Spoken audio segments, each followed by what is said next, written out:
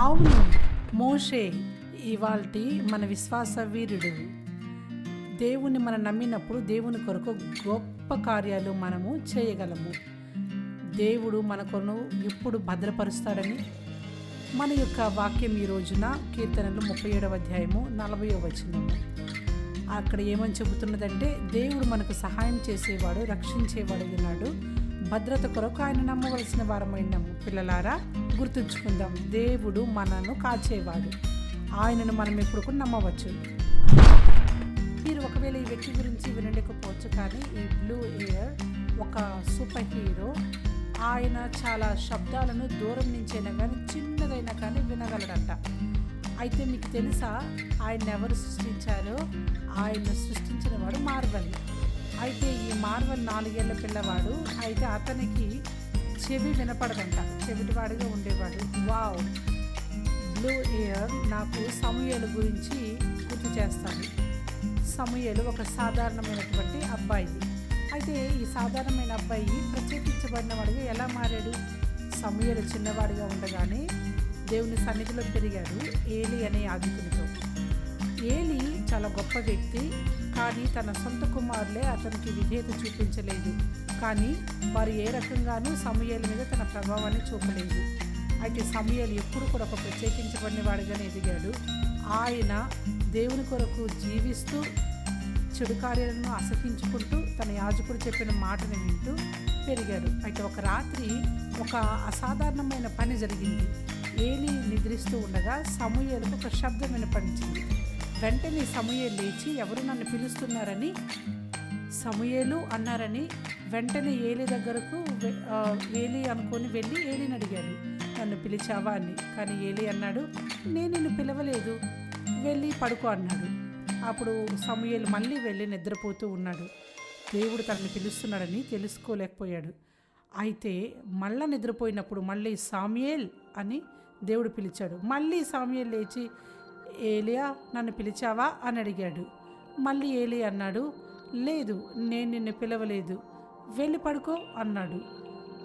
మరణ 3వసారి సమూయేలు అని దేవుడు పిలిచినప్పుడు మళ్ళా వెళ్ళి, నా ఏలినవాడా నన్ను పిలిచావా అని అడిగాడు. అప్పుడు ఏలి ఏం జరుగుతుందో అర్థం కాలేదు.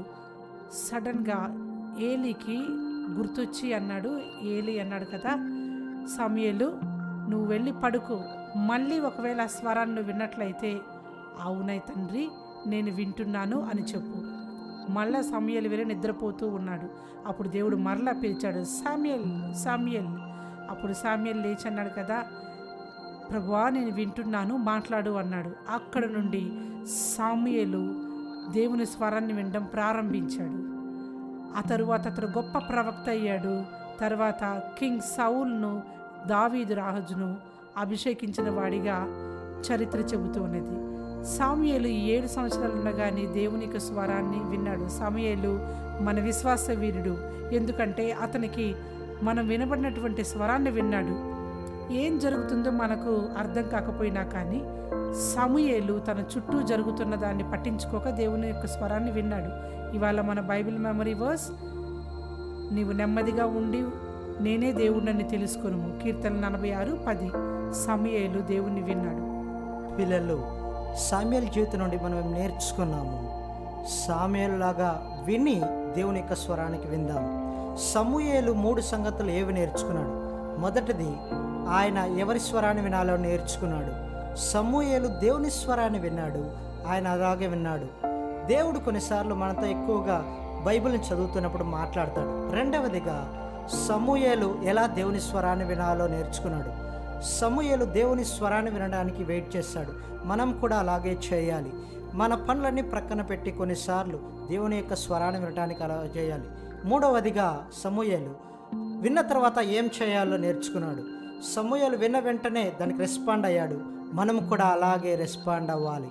దేవుని యొక్క స్వరానికి మనం లోబడాలి దేవుడు మాట్లాడినప్పుడు. కాబట్టి పిల్లలు, ఎప్పుడైనా మీరు లిజన్ని, సైలెంట్ని గమనించారా? అవి అన్నీ కూడా సేమ్ లెటర్స్తో ఉంటాయి.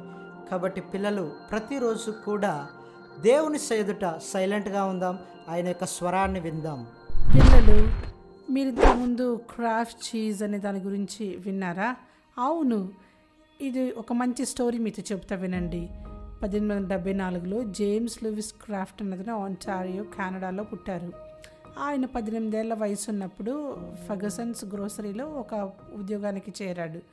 అయితే అక్కడ అతను ఒక అవకాశం వచ్చింది చీజ్ కంపెనీలో తను మిళితమయ్యి పార్ట్నర్గా ఉండడం కోసం. కానీ వారు దానిని ఒప్పుకోలేదు. ఆ తర్వాత నో కంపెనీ లేదు, తర్వాత ఇన్కమ్ లేకుండా చాలా ఇబ్బంది పడ్డాడు. అప్పుడు ఒక గుర్రాన్ని కొనుక్కొని తను తయారు చేసే ఆ చీజ్ని ఇంటింట తిరిగి తనే అమ్మడానికి ప్రయత్నించాడు.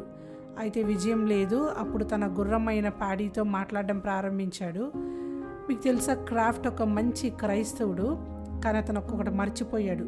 తన గుర్రంతో అన్నాడు, ప్యాడీ, మన బిజినెస్లో పార్ట్నర్ కావాలేమో అని నాకు అనిపిస్తుంది. ఆ పార్ట్నరే దేవుడు. దేవునితో మనం కలిసి నడుద్దామని అన్నాడు. ఎప్పుడైతే దేవునితో నడవడం ప్రారంభించాడో క్రాఫ్ట్ యొక్క బిజినెస్ చాలా పెరిగింది. తన నలుగురు బ్రదర్స్ కూడా తనతోటి కలిశారు. ఆ తరువాత దేవుడు ఆ యొక్క చీజ్ కంపెనీని చాలా ఉన్నతంగా దీవించాడు.